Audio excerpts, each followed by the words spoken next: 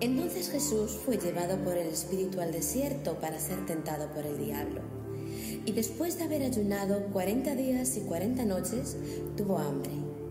Vino a él el tentador y le dijo: «Si eres hijo de Dios, di que estas piedras se conviertan en pan». Él respondió y dijo: «Escrito está, no solo de pan vivirá el hombre, sino de toda palabra que sale de la boca de Dios». Entonces el diablo le llevó a la santa ciudad y le puso sobre el pináculo del templo. Y le dijo: «Si eres hijo de Dios, échate abajo, porque escrito está, a sus ángeles mandará acerca de ti, en sus manos te sostendrán, para que no tropiecen con tu pie en piedra». Jesús le dijo: «Escrito está también, no tentarás al Señor tu Dios». Otra vez le llevó el diablo a un monte muy alto y le mostró todos los reinos del mundo y la gloria de ellos, y le dijo: «Todo esto te daré si postrado me adorares». Entonces Jesús le dijo: «Vete, Satanás, porque escrito está, al Señor tu Dios adorarás y a Él solo servirás». El diablo entonces le dejó, y he aquí vinieron ángeles y le servían.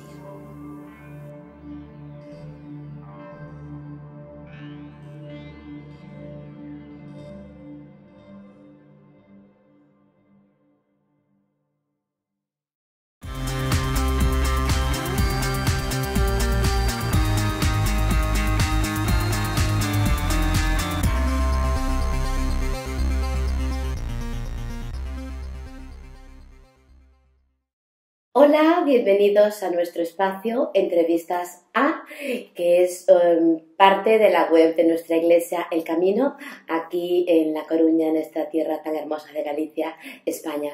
Y en esta ocasión tenemos para grabar con nosotros a Abel Méndez, un miembro de nuestra iglesia. Él es ingeniero naval. ¿Qué tal, Abel? ¿Cómo estás? Muy bien, muchas gracias. Y con él vamos a tratar un tema creo que muy interesante sobre las tentaciones, partiendo de las tentaciones de Jesús en el desierto. ¿No es así, Abel? Bueno, pues vamos, yo te voy a ir preguntando y vamos a ir descernando, sé que lo vas a hacer muy bien. ¿Por qué es importante el estudio de la tentación, Abel? Bueno, ¿quién no es tentado de vez en cuando, ¿no? Entonces es muy importante saber cómo Jesús respondió a la tentación. Jesús fue tentado en este caso que vamos a ver por el diablo en el desierto. Vamos a ver también que a lo largo de su ministerio fue tentado incluso por gente que le decía, le pedía que hiciera cosas, ¿no? Y eso pues era tentado también. Sí, es cierto. Y vamos a analizar un poquillo cómo él resistió la tentación, cómo él enfrentó al diablo en esas tentaciones en el desierto, y eso nos va a servir a nosotros también para poder enfrentar la tentación cuando nos ocurra. Perfecto. Ahora, una pregunta importante, Abel. ¿Por qué quiso el diablo tentar a Jesús? Porque Dios hecho hombre, de alguna manera estaba limitado y lo quiere tentar. ¿Cuál era el objetivo de Satanás? Pues mira, lo has dicho muy bien, porque realmente Jesús era Dios hecho hombre y el diablo sabía que era su faceta como Dios, luego no era una prueba de deidad lo que le estaba haciendo, y lo quería probar en esa otra faceta que es la de la carne, ¿no? El Dios hecho hombre que quería conocer hasta qué punto, hasta qué momento él podía resistir esas tentaciones que le estaba planteando.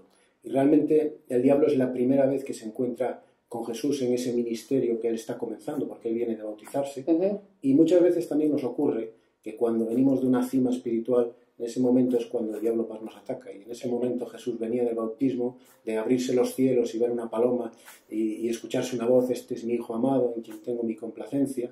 Y en ese momento el diablo quiere intentar hacer mella en el ministerio de Jesús, y después de 40 días en el desierto, donde él está pues débil, cansado, hambriento, porque no tuvo comida en todo ese tiempo, viene el diablo y aprovecha esa oportunidad y trata de probarlo en esa humanidad y tratando de causar desobediencia al Padre. Estas serían las circunstancias entonces en las que se causó la tentación. Sí, es muy importante lo de los 40 días, porque realmente la tentación no es que Jesús... Significativo además el número, ¿no? Claro, Jesús, y la palabra nos lo revela un poquito más adelante, cuando se encontraba en el desierto esos 40 días, tenía una idea en la cabeza todo el rato. Y esa idea en la cabeza era que él se comparaba o equilibraba con el pueblo de Israel, que estuvo 40 años en el desierto. Y de hecho, todas las respuestas que le da Jesús al diablo son tomadas de dos textos del libro de Deuteronomio, en el cual pues, se narra esa experiencia que tuvo el pueblo de Israel en el desierto. Y el diablo trata de aprovechar esta circunstancia de debilidad en la que Jesús no había comido, por contra el pueblo sí había comido, que era alimentado con el maná. Y cuando ya llega ese momento del día 40 es cuando aparece y cuando ocurren estas cosas que vamos a comentar. Es todo muy significativo, ¿no? En la Biblia no hay ni una jota ni una tilde que no tenga sentido. Ahora vamos a hablar un poquito del desarrollo de cómo fueron las tentaciones, Abel. ¿Cómo fue la primera tentación?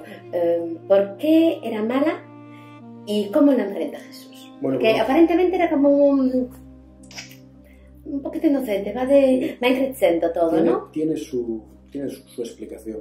Podemos, si quieres ir a la palabra. Sí, cómo no. En el Evangelio de Mateo, las tentaciones aparecen en tres evangelios, Lucas, Mateo y Marcos. Nosotros vamos a seguir el de Mateo, en el capítulo 4, y están comprendidas del 1 al 11. Y nosotros vamos a leer ahora la primera tentación. Ya hemos explicado que Jesús estuvo en el desierto 40 días, y la primera tentación comienza en el versículo 3. Y dice, y vino a él el tentador y le dijo, si eres el Hijo de Dios, di que estas piedras se conviertan en pan. Él respondió y dijo, escrito está, no solo de pan vivirá el hombre, sino de toda palabra que sale de la boca de Dios. Y aquí vemos una doble tentación, ¿no? La primera, una provocación, si eres el Hijo de Dios. Como que si eres el Hijo de Dios, él sabía perfectamente que Jesús era el Hijo de Dios, pero quería provocar esa arrogancia, ese que Jesús dijera, pues soy un rival adecuado y por lo tanto, pues ya verás cómo hago esto que me dices, ¿no? Jesús sabía que el pueblo había estado alimentado en el desierto con el maná, y sin embargo a él el Padre no le había alimentado durante estos 40 días. Por lo tanto, el diablo quiere hacer mella en eso y le dice, mira, el pueblo le dio el maná, convierte tú las piedras en pan y aliméntate. Ya que tu Padre no te ha alimentado, hazlo tú mismo. Tómate la justicia por tu mano, no dependas del Padre y hazlo tú mismo, porque eres el Hijo de Dios. Y Jesús le responde con una palabra que proviene del libro de Deuteronomio, del capítulo 8, y donde Jesús, el Señor le está diciendo al pueblo que no solo de pan vivirá el hombre, sino de toda palabra que sale de la boca de Dios. Porque el pueblo estuvo 40 años en el desierto comiendo, desayunando, cenando, merendando la misma cosa, que era el maná. Y eso era algo que, que seguramente era muy nutritivo, pero que agotaba. A todos nos gusta de vez en cuando. Y se quejaron. Y se quejaron, y en cierta ocasión hubo codornices, etc., ¿no?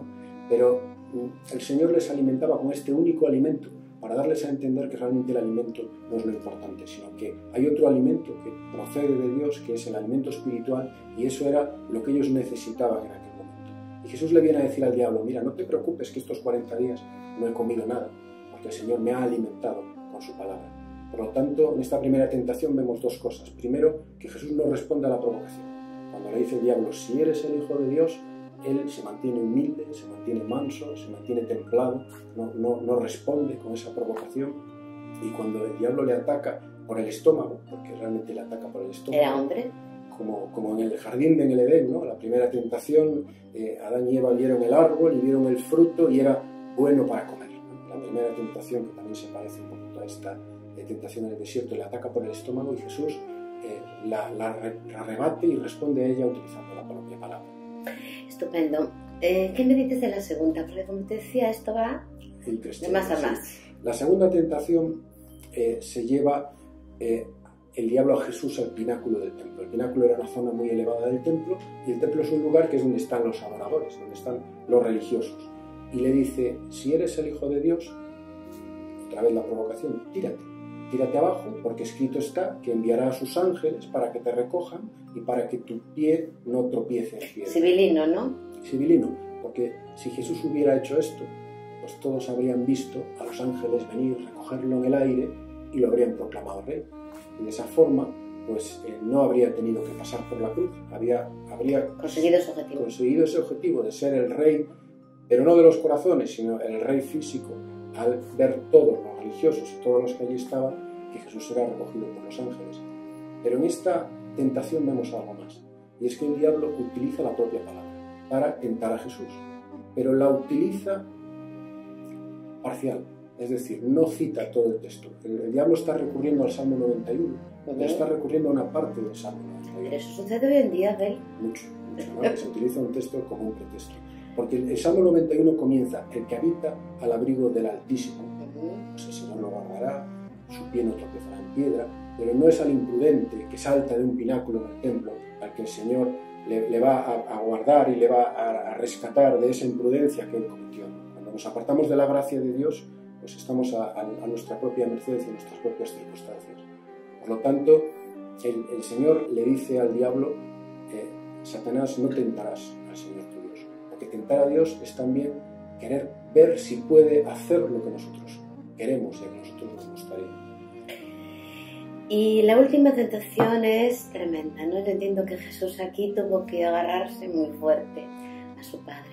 Jesús en la última tentación es llevado a un monte y desde ese monte se divisan ciudades, se divisan aldeas y el diablo, que es el príncipe de este mundo, y en el Evangelio de Lucas se cuenta un poquito más de esta tentación, que dice, todo esto ha sido entregado a mí, ha sido puesto en mi mano y yo te lo doy con una sola condición, que postrado me adores. Y aquí vemos la importancia que tiene para el diablo la adoración de Jesús. El diablo por primera vez se saca la careta y le dice, mira, todos estos reinos estoy dispuesto a entregártelos con una sola condición, que postrado me adores. Y si Jesús hubiera hecho eso, habría recibido todos esos reinos, pero otra vez los habría recibido no por el camino de la cruz, que es lo que el Padre tenía determinado para él, y que por medio de ese camino hoy estamos nosotros aquí hablando y hoy somos nosotros salvos, sino que lo hubiera recibido de la mano del diablo.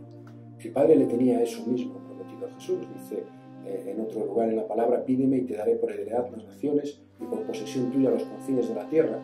Pero el diablo quiere que lo tenga ya y ahora y en ese momento y de su mano. Y Jesús interrumpe al diablo y le dice una cosa tremenda, no le deja seguir. Le dice, por primera vez, Satanás, le llama por su nombre, Satanás, vete de aquí porque no puedo hacer esto que me estás diciendo. Vete de aquí porque solamente al Señor tu Dios adorarás.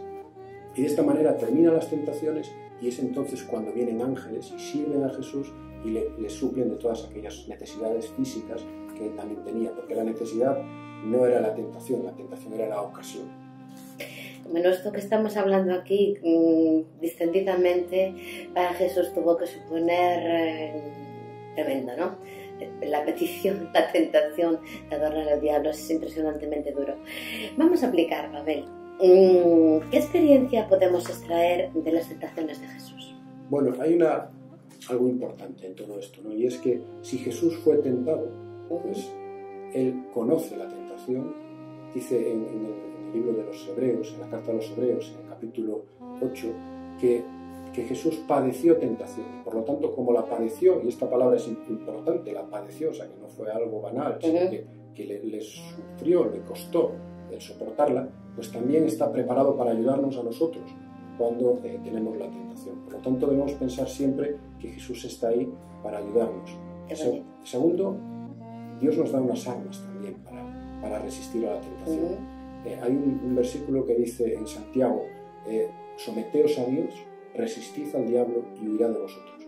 Y muchas veces nos fijamos solamente en la segunda parte, resistid al diablo y huirá de vosotros.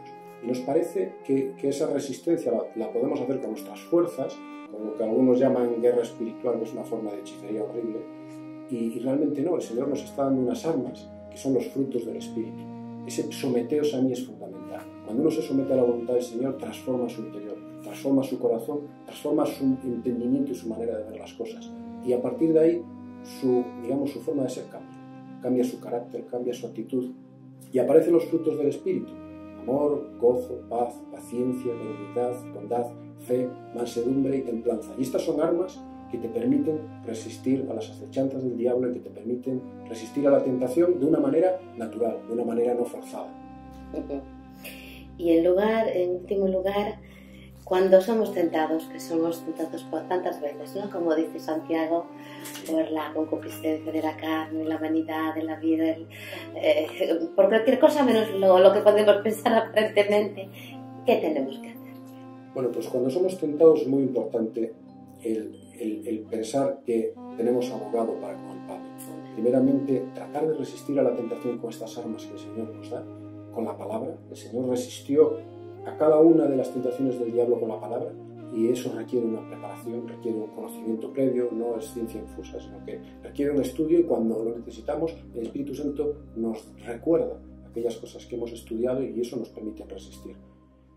Pero si fallamos, que es posible que fallemos, pues no debemos apartarnos de la gracia de Dios voluntariamente, porque no debemos hacer como hizo Jonás, que creyó que como había desobedecido a Dios, Dios ya no le escucharía nunca más.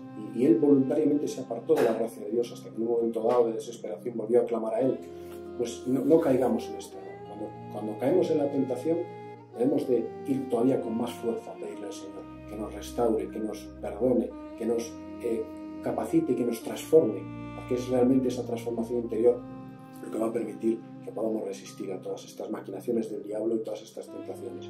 No debemos olvidar que el diablo anda como león rugiente buscando a quien devorar. Esta es una realidad espiritual que a veces no somos conscientes de ella. Y para poder resistirla, someteos a Dios, someteos a Dios.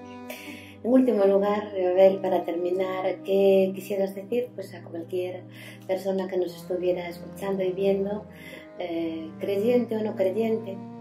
Di lo que quieras. Bueno, a mí me gustaría decirle primero a los creyentes, porque este ha sido un mensaje... De marca para creyentes, pero bueno, nos gusta siempre llevar el Evangelio a cualquier cosa que hagamos. Sí, me gustaría decirle primero que se prepare, que la manera de resistir a la tentación es someterse a Dios. Someterse a Dios y conocer también su palabra. Es fundamental para poder hacer frente a todas esas circunstancias adversas en la vida. Y para eso pues, es necesario el estudio y la oración. Y me gustaría decirle a los no creyentes también, a las personas que nos puedan estar escuchando, que esto que hemos hecho hoy, que ha sido un estudio bíblico, que es mucho más rico de lo que podamos haber comentado aquí. Que la palabra de Dios, que es viva y eficaz y habla a la necesidad de las personas. Hemos visto, hemos tratado un tema del día a día, hemos utilizado un ejemplo de las Escrituras de hace 2000 años, pero que todavía está plenamente actual y plenamente vigente. Que la palabra de Dios no es una cosa de gente mayor, sino que es una cosa que nos puede ser de provecho y utilidad a cada uno de nosotros, y les animo a que se acerquen a una iglesia evangélica donde les puedan enseñar y donde les puedan explicar la palabra, que lean y descubran por ellos mismos también. Un poquito como los de Berea, contrastar lo que escuchan con lo que viene aquí, ¿no? Y les recomiendo que empiecen por el Evangelio de Juan, porque el Evangelio de Juan es sencillo y a continuación de ese Evangelio viene el libro de los Hechos, que ya encadena muy bien y nos permite entender cómo fueron los primeros tiempos de la Iglesia.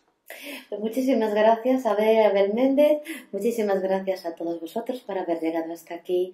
Esperemos que haya sido de vuestro agrado y que sea de bendición.